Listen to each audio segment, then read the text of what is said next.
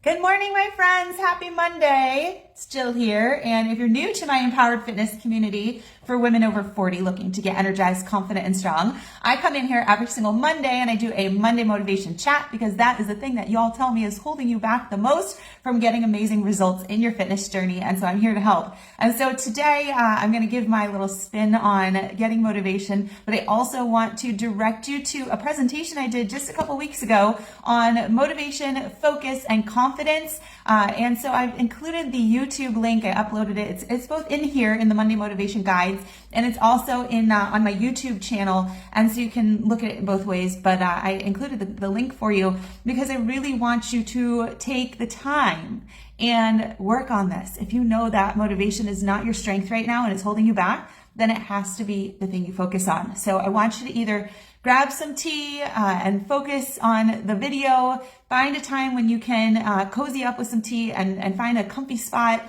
maybe put a warm blanket on you. If you're like me and you're in South Florida and it's warmer out, then put your little earbuds in and go for a walk, get that vitamin D, get that movement and listen, right? And that's what we want to be doing is we want to do things and listen to things that build us up and help us. And so that's also part of my theme today for Motivation Monday. I started thinking about it yesterday, and I finally came to me in the middle of my son's second soccer game for the weekend. My son Jackson, he led the team in 3 goals this weekend. They won on Saturday 7-1, and they won yesterday 6-0. And in both games, he literally just took charge, and the scoring started with him. And the game prior to that, they didn't even score until towards the end. They were down 0-1 most of the game last week. And it was not until my son Jackson scored the first goal that it kind of opened that can of worms. And all the worms came out and all the team suddenly found their fire and they've won their last 3 games now.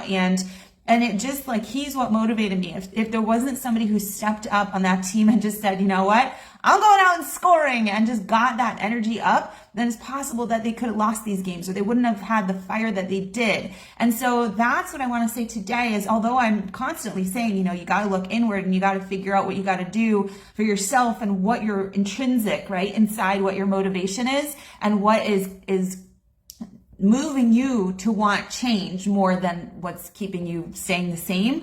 But today instead, and I wanted to say real quick, hi Isel, hi Angie, Catherine, Brenna, Samantha, hi everybody. I want to tell you that it's also really important to lean on others and to look to others for motivation and to take the advice of those who've come before you, or to just seek those who you have trust in, find comfort in, can confide in. And it's funny for me how a lot of times it's people I don't know who I feel comfortable sharing with.